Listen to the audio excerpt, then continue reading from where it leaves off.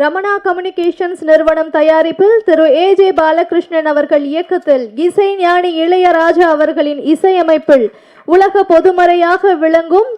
அனைவருக்கும் வணக்கம். இந்த உரையை ஒரு குரலோட ஆரம்பிக்கணும்னு ஆசைப்படுறேன். இடும்பைக்கு இடும்பை படுப்பர், இடும்பைக்கு இடும்பை படாதவர். நம்ம வாழ்க்கையில் ஒரு செயலை செய்யறதுக்கு முன்னாடி இடையில நிறைய துன்பங்கள் வரும். அந்த துன்பத்தை கண்டு நம்ம துன்பப்படக்கூடாது. அந்த துன்பத்துக்கே நம்ம துன்பத்தை கொடுத்துடணும்னு வள்ளுவர் எழுதியிருக்காரு. எவ்வளோதான் தடைகள் வந்தாலும் அதை உடைச்சு நம்ம முன்னேறி போயிட்டே இருக்கணும். அப்படி ஒரு முன்னேற்றமாக தான் இந்த படத்தை பார்க்குறேன். திருக்குறள் இது என்னுடைய முதல் படம். என்னோட கெரியர்லேயே ரொம்ப ரொம்ப முக்கியமான ஒரு படம்.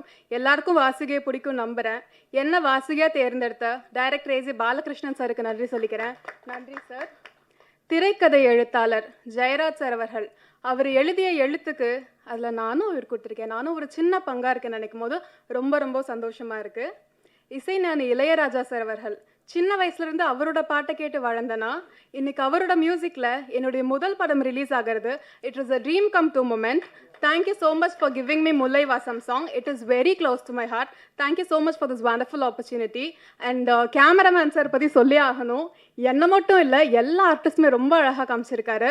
தேங்க்யூ எட்வின் சஹாய் சார் அவர்கள் மற்றும் assistant directors, associate director, art director, costume designer, cameraman team, lighting team, technicians, executive producer, the whole production and க்ரூக்கே நன்றி சொல்ல கடமைப்பட்டிருக்கேன்.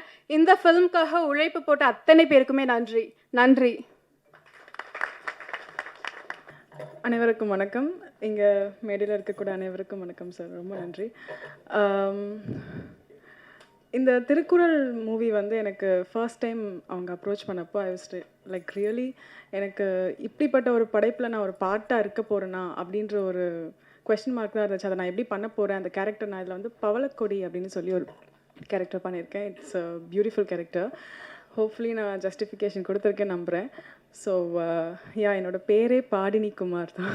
ஸோ தமிழ் பேர் வச்சுருக்க, தமிழ் பேசக்கூடிய நடிகைனா என்னை கூட்டிகிட்டு வந்து திருக்குறள்ன்ற தமிழ் மூவியில் என்னை போட்டதுக்கு எனக்கு ரொம்ப டைரக்டர் சாருக்கு ரொம்ப நன்றி சார்.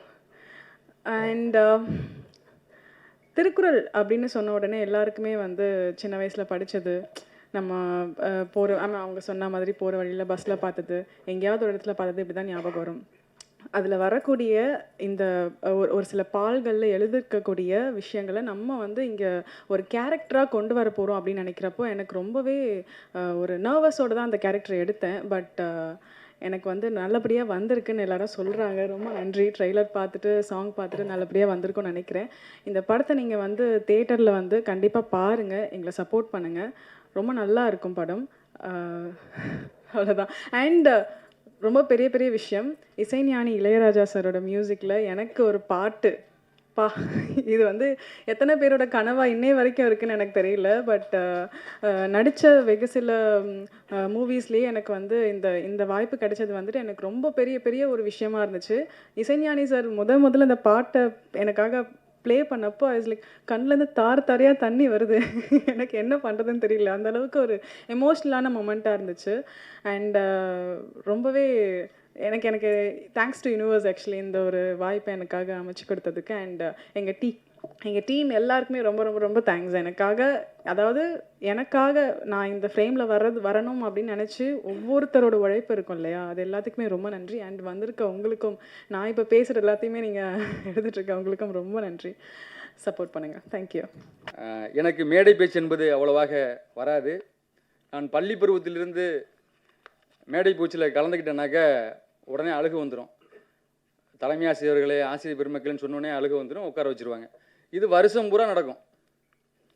நான் சென்னை வந்த பிறகு நான் பார்த்து ஆச்சரியப்பட்ட மிகப்பெரிய பேச்சாளர்களை பார்த்துருக்கேன். நான் வியந்து பார்த்துருக்கேன். ஏன்னா இப்படிலாம் பேச முடியுமா, என்ன மனுஷன்ப்பா, யார்ப்பா அவர், அப்படிலாம் நான் வியந்து பார்க்கும்போது நான் பார்த்த ஆச்சரியப்பட்ட மனிதர்களில் மிக முக்கியமானவர் அண்ணன் தொல் திருமாவளவன் அவர்கள். நான் முதல்ல வந்து அண்ணனுடைய 50வது பிறந்தநாள் விழாவில் வந்து காசி ஆனந்தன் ஐயா, யுகபாரதி அண்ணன், பழனி பாரதி மற்றும் பழனிடமரம் எல்லாம் வந்திருந்தாங்க. விலங்கை உடைத்து அப்படின்னு நினைக்கிறேன். நான் அண்ணனை பார்க்குறதுக்காக இங்கே போனேன். நான் முதல்ல நேரடியாக அப்போ தான் பார்க்குறேன் அண்ணனை. மிக பயங்கரமான ஒரு பேச்சு, 1.25 மணி நேரம் பேசினார். நான் அங்கேருந்து வருவதற்கு வந்து எனக்கு வந்து 11 கிட்ட ஆயிடுச்சு. அதற்கு பிறகு வந்து தமிழ்மணி நடத்தி 2014-15 நினைக்கிறேன், வைத்தியநாத ஐயா நடத்தினாங்க தமிழ் இலக்கிய திருவிழா அப்படின்ட்டு. அந்த விழாவிற்கு வந்து என்னை செதுக்கிய இலக்கியம் என்ற தலைப்பில் வந்து அண்ணன் திருமாவர்கள் வந்து பேச வந்திருந்தாங்க. முதல் முறையில் வந்து பழகருப்பு ஐயா பேசிட்டு போயிட்டாங்க. ரெண்டாவது வந்து புரட்சி புயல் வைகோ அவர்கள் வந்து பேசுகிறாங்க. அப்போ வந்து வைகோ ஐயா பேசும்போது கடைசியில் மேடையில் வந்து அழுதுட்டாங்க. பாண்டிய மன்னனுடைய சபையில் வந்து கண்ணகி வந்து நீதி கேட்டா, இலங்கையில் வந்து என் சகோதரிகள் யார்கிட்ட நீதி கேட்பாங்க அப்படின்னு சொல்லிட்டு மேடையில் கதறி அழுதுட்டாங்க. அது எனக்கு தெரியுமா என்னன்னு தெரியல. அழுத பிறகு எல்லார்ட்டையும் மன்னிப்பு கேட்டாங்க. என்னன்னா மன்னிப்பு கேட்டதுக்கு முக்கியமான காரணம் என்னன்னா, அந்த மேடையில் இலக்கியம் தான் பேசணும், அரசியல் பேசக்கூடாது அப்படின்ட்டாங்க. அதற்கு பிறகு உணவு இடைவேளை. அதுக்கு பிறகு தமிழறிவு மணியன் ஐயா வந்து பேசினாங்க. தமிழறிவு மணியன் ஐயா பேசின பிறகு டக்குன்னு துண்டு சீட்டு வந்துருச்சு. நேரம் கருதி எனக்கு கொடுத்துடாதீங்க, நேரம் கருதி நீங்கள் சீக்கிரம் உரைய முடிங்க அப்படின்னு. என்ன பண்ணிட்டாங்கன்னா, அவர் கோச்சிக்கிட்டு நன்றி வணக்கம் இதுக்கான மேடைக்கே வர்றதில்லை அப்படின்னு இறங்கிட்டாங்க. அதற்கு பிறகு நான் ஆவலோடு எதிர்பார்த்த, நான் பெரிதும் மதிக்கிற அண்ணன் திருமாவர்கள் வந்து உள்ளே வர்றாங்க. அந்த ஆடிட்டோரியம் கிட்ட 2000 பேர் உட்காந்து நினைக்கிறேன். நான் மேலே டாப்பில் உட்காந்துருக்கேன். அண்ணன் உள்ள என்ட்ரி, நம்மளுக்கு தலைவர் வந்துட்டாரு அப்படின்னு நினச்சிக்கிட்டு ஒரே ஜாலியாக இருக்கேன். ஆனால் ஒரு பெரிய சந்தேகம், அண்ணன் எப்படி இலக்கியம் பேசுவாங்கன்னா, அவர் அரசியல் பயங்கரமாக பேசிகிட்டு இருக்காங்க. ஆனால் அண்ணன் மிகப்பெரிய ஒரு புத்தக புலன்னு எனக்கு தெரியும். இருந்தாலும் யோசிச்சுக்கிட்டு இருக்கேன். பார்த்தா ஐயா அண்ணன் வந்து என்னை செதுக்கி இலக்கியங்கிற தலைப்பில் வந்து அண்ணன் மேடையில் பேச போகிறாங்க. பேசும்போது வழக்கம் போல் அன்பான கட்டளை ஆசிரியர் வைத்தியநாதன் ஐயா வந்து ஆணை பிறப்பிக்கிறாங்க, அரசியல் பேசக்கூடாது அப்படின்னு. நான் வியந்து வியந்து இன்று வரை ஒரே மேடையில் இவ்வளவு பெரிய ஒரு அறிவாற்றலை வெளிப்படுத்தி ஒரு மாமனிதரை நான் பார்த்து வியக்கிறேன்.